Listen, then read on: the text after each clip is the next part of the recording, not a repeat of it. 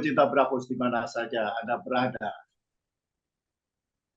Selamat jumpa lagi dalam Visi Indonesia Baru. Kali ini kita akan berbincang tentang pengungsi Muslim Rohingya di Aceh yang menurut berbagai laporan, terutama menurut UNHCR atau United Nations High Commission for Refugee, Komisi Tinggi PBB untuk pengungsi, di mana terjadi banyak sekali pelecehan terhadap para pengungsi Rohingya. Yang paling mendapat perhatian adalah penyerbuan sekelompok mahasiswa dan pemuda lainnya ke dalam tempat perlindungan sementara pengungsi Muslim Rohingya di Banda Aceh. Lalu para pengungsi tersebut dipaksa naik ke truk, diangkut begitu saja, dipindahkan ke rumah seorang pejabat tinggi Aceh yang mendukung pemberian pertolongan kepada pengungsi Muslim Rohingya. Kemudian kita juga tahu bahwa Wali Nanggro Aceh sudah mengatakan bahwa pengungsi Rohingya harus dibantu. Akan tetapi kita ketahui kampanye online itu luar biasa yang berisi berbagai macam fitnah. Antara lain pengungsi Rohingya itu sebenarnya bukan orang Islam, dipaksa oleh UNHCR untuk mengakui Islam. Mereka juga misalnya disebut sebagai penjahat, imigran gelap, disebut sebagai pelarian dari Bangladesh dan segala macam. Seolah-olah tidak ada lagi rasa persaudaraan, saudara seiman. Yang menonjol adalah hal-hal di luar itu. Bahkan mereka menganggap orang Rohingya ini yang terpaksa kabur dari Myanmar karena siksaan terus-menerus berupa pembantaian dan perampasan tanah oleh rejim militer. Myanmar ini bukan saudara seiman, mereka hanya pura-pura Islam dan lain sebagainya. Pada tuduhan-tuduhan ini semua tidak ada bukti apapun, kecuali hanya beredar di internet oleh orang-orang yang tidak jelas, bahkan banyak yang menggunakan akun-akun dadakan. Itu saya ingin bertanya kepada seorang lawyer yang juga seorang Islamis yang konsisten, yaitu Bung Ahmad Hosinuddin. Bung Ahmad Hosinuddin, bagaimana Anda melihat persoalan-persoalan di Rohingya di Aceh ini? Kok sentimen anti Rohingya itu bisa demikian hebat sehingga terjadi penolakan di mana-mana, kemudian isu-isu yang terus ditebarkan untuk menimbulkan kebencian kepada para pengungsi Muslim Rohingya. Baik, terima kasih Mas Gigin Praginanto. Bismillahirrahmanirrahim. Pemirsa Brafos Radio, Assalamualaikum warahmatullahi wabarakatuh. Saya coba untuk memberikan dua perspektif ya terhadap kasus Rohingya. Pertama, perspektif global, yang kedua perspektif nasional, dikaitkan dengan kontestasi Pilpres yang memang pada debat ketiga nanti isu yang akan diangkat pada debat Pilpres oleh Capres itu pada 7 Januari 2023 nanti adalah isu pertahanan, keamanan, hubungan internasional, dan geopolitik. Tentu isu-isu yang berkaitan dengan pertahanan seperti kasus Rohingya ini nanti juga akan menjadi materi yang akan dijadikan sarana untuk melakukan agitasi politik kepada para pemilih agar para pemilih bisa memberikan preferensi politiknya berdasarkan narasi yang dibangun oleh capres-capres dikaitkan dengan apa sih visi misi mereka tentang geopolitik, hubungan internasional, dan termasuk urusan pertahanan. Dalam urusan pertahanan, apakah masalah Rohingya itu dianggap masalah, beban, atau bagian dari tanggung jawab pertahanan nasional untuk memberikan dukungan kepada perdamaian dunia, dan seterusnya. Ini juga menarik nanti. Dan saya lihat juga sudah mulai ya, para pendukung capres-cawapres itu di berbagai sosial media itu memberikan narasi yang berbeda. Ada yang tadi Mas Gigin sampaikan tadi, ada yang menganggap Rohingya itu masalah dengan berbagai ya fitnah-fitnah ya. Banyak catatan fitnah-fitnah terhadap masalah kasus Rohingya ini yang sebenarnya itu hoax ya. Misalnya Rohingya akan merebut tanah Aceh seperti kasus Israel Palestina, jadi beban anggaran negara, menuntut lokasi pengungsian yang layak, jorok dan kotor, kerap buang air besar sembarangan, membuang makanan, imigran gelap masuk secara ilegal, dan seterusnya. Yang menarik, sudah ada counternya di bbc.com itu, tulisannya menarik, semua di counter dan itu semuanya hoax gitu. Nah, pertama dari konstelasi global saya ingin memberikan pandangan demikian. Jadi ada dua konflik internasional yang itu memiliki epicentrum berbeda dari sentimen keislaman dan khususnya rakyat kita ya Indonesia. Ya, ini dua perang ya. Ini pertama perang Rusia dengan Ukraina, yang kedua perang antara Israel dengan Palestina begitu. Di kasus yang kedua itu dukungan publik internasional khususnya umat Islam, nah, termasuk di Indonesia itu begitu besar. Bahkan yang terjadi tidak hanya perang secara fisik di medan pertempuran, tapi juga perang digital ya. Bahkan ada kelompok yang disebut di sosial media itu julid fisabilillah. Ya, netizen-netizen dari Indonesia dan Malaysia itu memberikan dukungan penuh dengan memberikan semacam komentar-komentar yang mendowngrade atau menjatuhkan mental tentara-tentara Israel, dan itu sangat berpengaruh bagi dukungan opini internasional terhadap eksistensi Israel dan termasuk juga invasi yang dilakukan Israel. Karena dalam perang itu tidak saja kekuatan politik dan militer, tapi juga dukungan opini publik itu penting untuk melegitimasi posisi invasi tersebut begitu. Dan mayoritas hari ini berbeda dengan perang-perang Israel zaman dulu, di mana perang-perang itu didominasi dengan opini yang dikeluarkan oleh media barat, dikontrol penuh, sehingga seolah-olah selalu saja narasinya sebagaimana Amerika juga menyampaikan, Israel memiliki hak penuh untuk mempertahankan diri dengan melakukan penyerangan. Selalu itu yang dijadikan narasi, tapi tidak pernah dibongkar oleh media itu bahwa posisi sejatinya adalah Israel melakukan okupasi terhadap tanah-tanah milik warga Muslim Palestina. Ini kan beda ya kasusnya dengan yang ada di Ukraina. Nyaris tidak ada pembelaan opini bagi Ukraina, walaupun secara de facto dan de jure Ukraina itu diinvasi oleh Rusia. Bahkan ada semacam dukungan kepada Rusia, sehingga seolah-olah ya invasi kepada Ukraina itu adalah bentuk perlawanan Rusia terhadap NATO yang dipimpin oleh Amerika, sehingga ada semacam perlawanan terhadap tirani global yang dipimpin oleh Amerika yang direpresentasikan dengan serangan daripada Rusia terhadap Ukraina. Karena kita tahu bahwa serangan Rusia pada Ukraina itu adalah serangan dalam rangka untuk mempertahankan batas dominasi internal Rusia terhadap negara kawasan ex-NATO, karena ya Ukraina itu dianggap sebagai halaman depannya Rusia. Kalau Ukraina itu sampai bergabung dengan NATO dan menjadi bagian dari hegemoni Amerika di bawah NATO-nya, ya sama saja Rusia sudah tidak bisa pentas di politik internasional secara penuh, kehilangan pula ya di politik global, di politik lokal, khususnya politik hegemoni di wilayah-wilayah ex Uni Soviet, yang tentu saja Rusia tetap punya misi untuk terus mempertahankan hegemoninya di kawasan. Nah, masuk ke Rohingya. Rohingya ini juga dikhawatirkan akan sama memantik semacam sensitivitas publik khususnya umat Islam dengan memberikan empati secara menyeluruh. Karena kasusnya juga tidak jauh berbeda dengan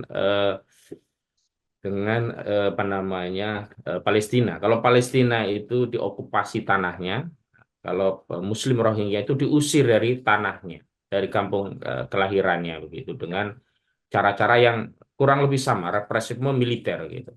Kalau di Palestina itu rezim yang represif itu adalah rezim Zionis, ya Yahudi. Nah, kalau di Myanmar ini kan rezim Buddhis ya. Ya, jadi kezaliman itu sebenarnya akan memantik dua empati. Pertama, empati karena dorongan akidah, yakni umat Islam tentu akan memberikan preferensi dukungan kepada sesamanya, dan ini juga perintah akidah kita kan, innamal mu'minuna ikhwah ya, sungguh seorang muslim itu bersaudara ya, al muslimuna akhul muslim la yazlimuhu wa la yuslimuhu wa la yahtulhu. Seorang muslim itu saudara bagi muslim yang lainnya, tidak boleh saling menzalimi, menyakiti, apalagi menyerahkannya kepada musuh. Nah, empati publik terhadap Rohingya, ini muslim-muslim Rohingya dikhawatirkan akan mengikuti pola empati kaum muslimin terhadap Palestina. Dan ini akan menjadi soal bagi politik hegemoni global, yang mereka sebenarnya akan berbeda pendapat tentang bagaimana berbagi kawasan untuk melakukan penjajahan ekonomi. Misalkan Rusia dan Amerika itu berbeda pendapat tentang bagaimana penguasaan geopolitik global untuk kekuasaan ekonomi penjajahan mereka. Misalnya kita lihat pada kasus di Suriah, ya, Rusia dan Amerika sama-sama punya pandangan bahwa militan-militan Islam di Suriah itu adalah masalah. Dan rezim Bashar Assad itu adalah representasi kepanjangan penjajahan mereka, sehingga mereka mendukung penuh ya pembantaian dilakukan oleh rezim Bashar Assad. Bahkan pesawat-pesawat militer Rusia itu ikut membombardir Muslim-Muslim di Suriah. Jadi di kasus Suriah itu Amerika dan Rusia itu bekerja sama karena mereka sama-sama punya kepentingan yang sama terhadap Islam. Itu mereka memusuhi atas satu potensi kebangkitan Islam, dan kebangkitan Islam itu diantaranya juga dikhawatirkan muncul dari Suriah. Tapi di kasus apa namanya Ukraina mereka beda pandangan. Nah, artinya mereka bisa beda pandangan dalam segala hal, tapi mereka akan sepakat dalam isu Islam. Nah, ini juga yang dikhawatirkan dalam kasus apa Rohingya ini akan memantik empati publik atas sentimen akidah Islam yang itu akan menyatukan dunia Islam. Yang ini menjadi bahaya bagi mereka, khususnya negara-negara yang mengadopsi ideologi kapitalisme dan sosialisme. Kapitalisme jelas diadopsi oleh Amerika dan negara-negara Barat, sementara sosialisme sampai hari ini masih dipertahankan oleh Rusia, Cina, juga Korea Utara, dan beberapa negara-negara Amerika Latin lainnya begitu. Nah, yang kedua, khawatir juga mereka empati yang didasarkan oleh sisi kemanusiaan. Karena bagaimanapun sebagai seorang manusia, terlepas dia muslim atau tidak, maka nuraninya sebagai manusia itu pasti akan berempati kepada orang-orang yang terzalimi, baik di Palestina maupun di Rohingya. Nah, saya kira hari ini dukungan-dukungan kepada Palestina, termasuk juga Rohingya, itu tidak hanya mengalir deras dari umat Islam, tapi juga dunia internasional pada umumnya, umat manusia pada umumnya, karena sesuatu yang bertentangan dengan nilai-nilai kemanusiaan itu secara fitrah pasti akan ditentang oleh manusia, terlepas apapun agamanya. Ini yang pertama dalam perspektif global, saya kira itu yang patut dibaca. Yang kedua, dalam perspektif nasional, memang isu Rohingya ini kalau tidak dikelola secara sensitif, secara apik gitu, bisa saja nanti berdampak pada elektabilitas dalam konteks kontestasi ya. Dampak elektabilitas itu bisa menambah atau meningkatkan elektabilitas pihak-pihak yang berkontestasi, atau yang kedua dampaknya justru akan memeloroti elektabilitas pihak-pihak yang berkontestasi. Saya lihat ada satu capres tertentu itu mengedarkan narasi hoax terhadap isu Palestina ini, isu Rohingya di Indonesia ini. Jadi persis seperti yang ditulis oleh BBC itu, mereka mengedarkan narasi misalkan Rohingya akan mengokupasi tanah-tanah di Aceh seperti Israel terhadap Palestina, jadi beban anggaran, Rohingya menuntut lokasi pengungsian yang layak, jorok kotor dan seterusnya. Padahal kasus-kasus itu berbeda sekali. Misalkan dalam kasus Aceh ini kan, Rohingya itu mereka keluar sebagai manusia yang terbuang, terusir, bukan sebagai entitas yang punya negara yang melakukan pendudukan di tanah lainnya seperti Israel terhadap Palestina begitu. Beda jauh. Jadi tidak mungkin akan bisa mengokumasi tanah Palestina begitu.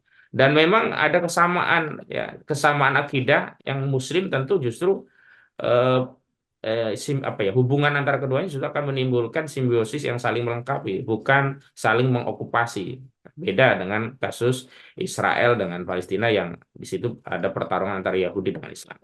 Jadi beban anggaran UNHCR itu sudah memberikan klarifikasi bahwa semua pengungsi itu anggarannya ditanggung oleh Badan Dunia di PBB yang menangani pengungsian. Tidak ada satu rupiah pun pagu anggaran baik di APBN atau APBD yang dialokasikan untuk masalah Rohingya. Jadi ini hoax juga.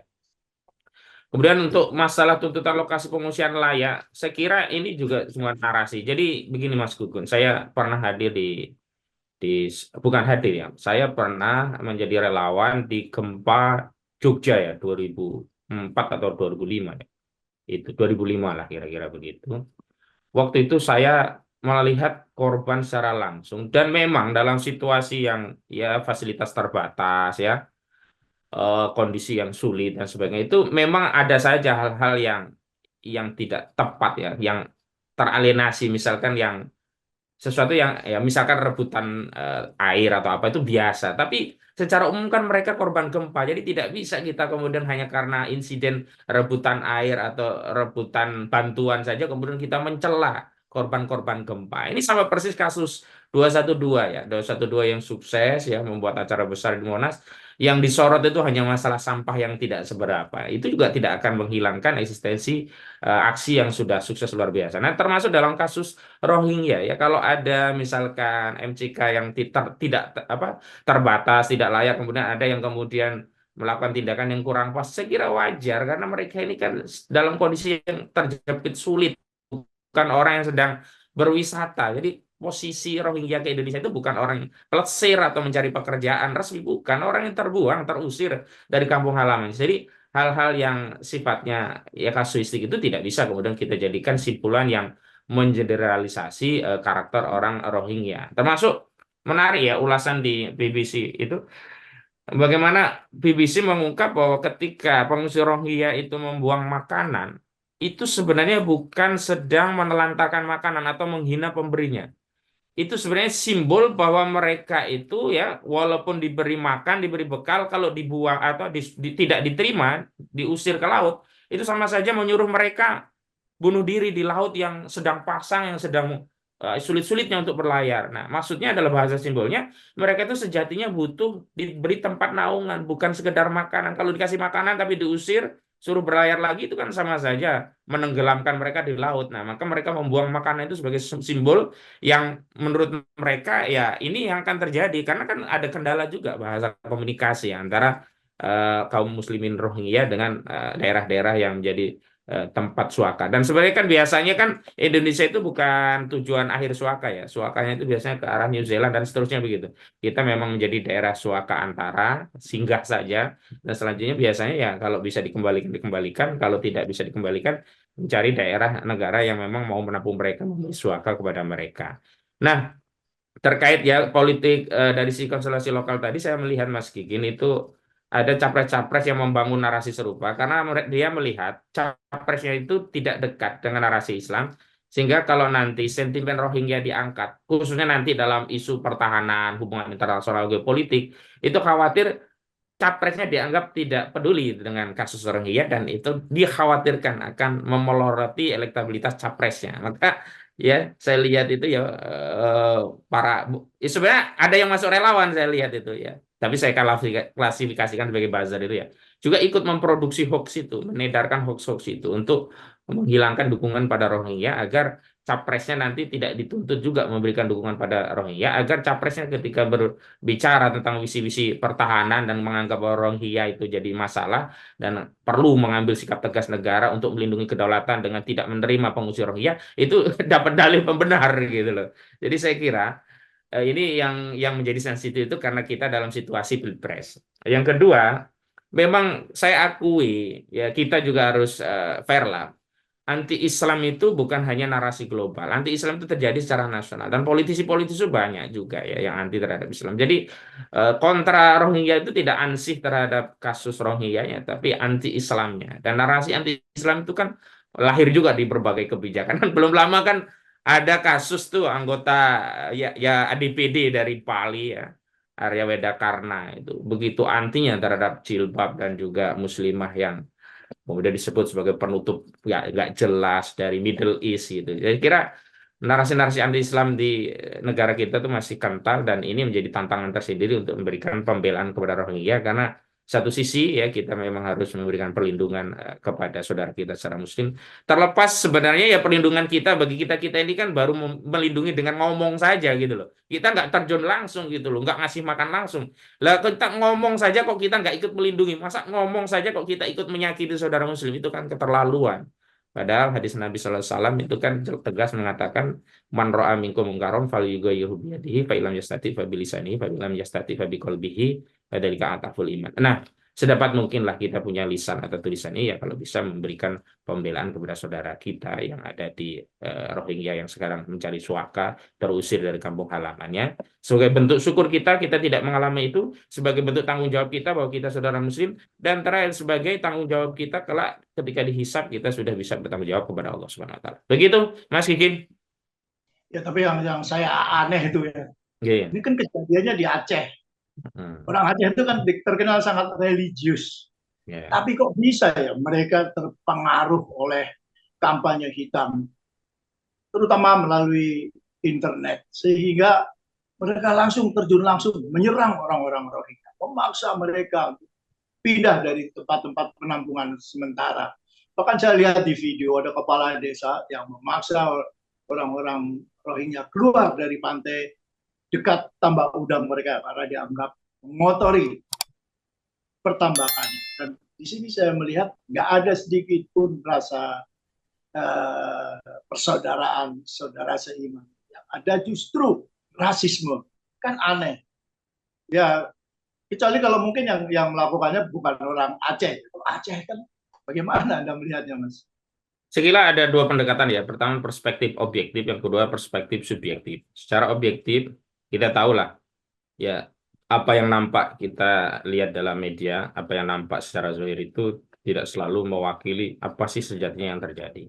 Saya ingin mengutip kasus demo-demo bayaran itu kan banyak juga terjadi. Artinya demo yang terjadi itu sebenarnya tidak tidak mewakili aspirasi yang sebenarnya mereka ingin sampaikan, tetapi ada pihak lain di belakang itu begitu. Jadi secara subjektif bisa saja kita menilai seperti itu gitu loh.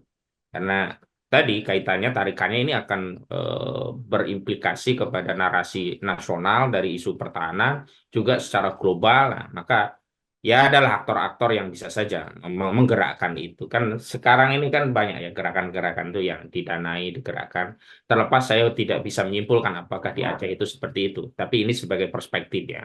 Yang kedua, secara objektif juga kita bisa lihat kalau kondisi kita susah itu kadang-kadang sensinya yang muncul gitu. Kita udah susah, datang orang, nah kadang-kadang itu yang tidak terkontrol. Jadi kadang-kadang sikap batin kesusahan yang kadang-kadang orang lain aja nggak empati ini malah ikut nambah beban.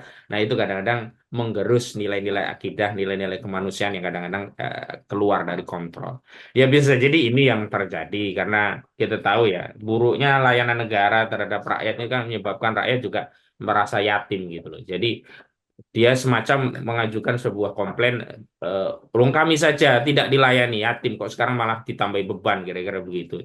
Sebenarnya ini kan harusnya yang bergerak adalah negara langsung ya ambil tanggung jawab itu ya dan menengahi menengahi dari dua sisi. Pertama apa yang menjadi komplain rakyat sendiri dipenuhi, yang kedua apa yang menjadi tugas kewajiban dan tanggung jawab negara sebagai negara yang mayoritas Muslim untuk menyalurkan suasana kebatinan akidah umat Islam dengan menolong saudara Muslim, harusnya negara yang punya fungsi itu. Jangan sampai rakyat kemudian mengambil tindakan seperti itu. Ini sebenarnya teguran ya kepada negara. Apa tindakan negara agar sampai tidak terjadi seperti itu. Kalau negara sudah hadir dalam isu itu, saya kira rakyat juga tenang. Ini kan masalahnya, masalah ini terbengkalai, negara tidak hadir, rakyat kemudian dibruki ya kayak kita ya kita itu kan kadang-kadang merasa berat itu kan diberi beban yang sebenarnya menjadi tanggung jawab negara. Tapi ini kenapa harus kita kira-kira begitulah bahasa mereka. Nah, dalam dua perspektif subjektif maupun objektif tadi, kita bisa apa ya memberikan rasionalisasi rasionalisasi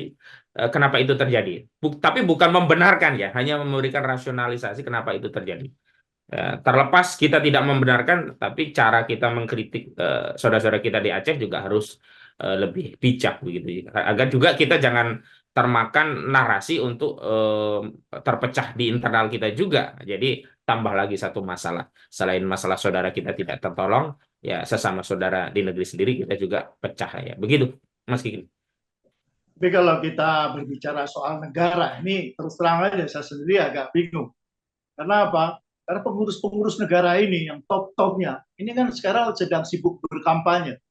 Presiden sibuk berkampanye untuk Partai Solidaritas Indonesia yang dipimpin oleh anaknya sendiri, yang kemudian anaknya ini, partai ini juga sedang sibuk mengurusi kakaknya yang menjadi cawapres. Prabowo Menteri Pertahanan Keamanan juga sibuk berpolitik karena statusnya sebagai capres. Kemudian juga ada Menteri Pariwisata yang menjadi tim sukses tim pemenangan pemilunya P3. Jadi masih banyak macam lagi. Belum lagi kalau kita lihat PLT Pemda yang harus tunduk kepada Mendagri. Sehingga sebagaimana dilaporkan oleh tim Anies Baswedan, ada 6 Pemda yang membatalkan jadwal kampanyenya. Salah satunya adalah Aceh. Gimana kalau begini kita mau mengandalkan negara yang urus negara sibuk sendiri-sendiri? Ya prihatin ya Mas Kikin, kita ini sekarang seperti yatim ya, tidak punya wali yang mengurusi urusan kita rakyat, dan kita dipaksa mengurusi urusan kita sendiri, dan sekarang ditambah mengurusi saudara kita dari Rohingya, yang itu juga tanggung jawab kita. Saya kira yang pertama terlepas ya negara belum maksimal sebagai sama Muslim, tetap kita harus memberikan apa yang semestinya yang harus kita lakukan dan apa yang maksimal bisa kita lakukan. Kalau kapasitas kita bicara ya paling tidak bicara membela. Kalau kapasitas kita bisa ngasih nasi bungkus ya paling tidak ngasih nasi bungkus. Jadi tidak kemudian berdalih itu tanggung jawab negara ketika negara abai. Kemudian kita juga tidak berempati sebagai tanggung jawab kita sebagai saudara muslim. Yang kedua, tetap saja kita terus mengingatkan negara begitu, karena bagaimanapun ini negara kita, bukan negara orang gitu. Jadi wujud kecintaan kita kepada negeri ini terus memberikan masukan, kritik, saran, nasihat. Dan ini adalah bagian dari tanggung jawab kita sebagai saudara muslim. Itu jelas loh ya. Hak muslim terhadap muslim lainnya itu ada hadis menarik, sering saya kalau kajian itu disampaikan. Hakul muslim ala muslim situ itu termasuk ya idatan sohaka fansohu, ketika minta nasihat dinasehati, dan nasihat kita itu adalah bagian dari upaya kita ya memberikan satu perspektif kepada kekuasaan bahwa sebenarnya kekuasaan harusnya begini loh, dalam konteks pilpres harus adil loh, dalam konteks kepala negara dan kepala pemerintahan tidak boleh presiden itu justru menjadi juru bicara partai.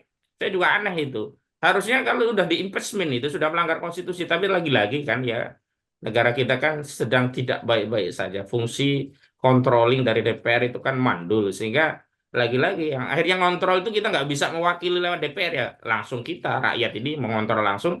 Tapi yang menjadi problemnya kontrol rakyat itu kan tidak punya kewenangan eksekutorial, hanya memberikan satu pandangan yang sifatnya politis yang akan menenggerus ya legitimasi pemimpin kalau dia tidak mengikuti nasihat rakyat. Tapi ya enggak apa-apa, ini terus kita lakukan gitu loh. Ya muskilah-muskilah tadi ya seperti penolakan itu harus terus kita kritik agar apa? Agar tidak jadi tempat lainnya, juga agar diketahui bahwa ini pemimpin yang sedang memimpin negeri ini sedang tidak baik-baik saja. Ya, citra yang dipoles selama ini tidak sesuai dengan realita.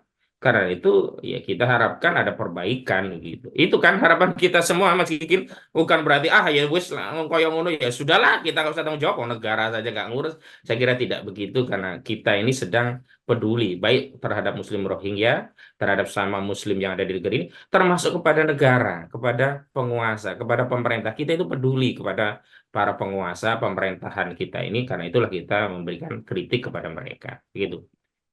Ya, oke. Terima kasih banyak ini Bung Ahmad Khosidudin atas pencerahan yang Anda berikan pagi ini. Dan kita mudah-mudahan masih akan jumpa dalam episode berikutnya. Oke, pecinta di mana saja Anda berada, kita masih akan juga lagi lain waktu. Bravos.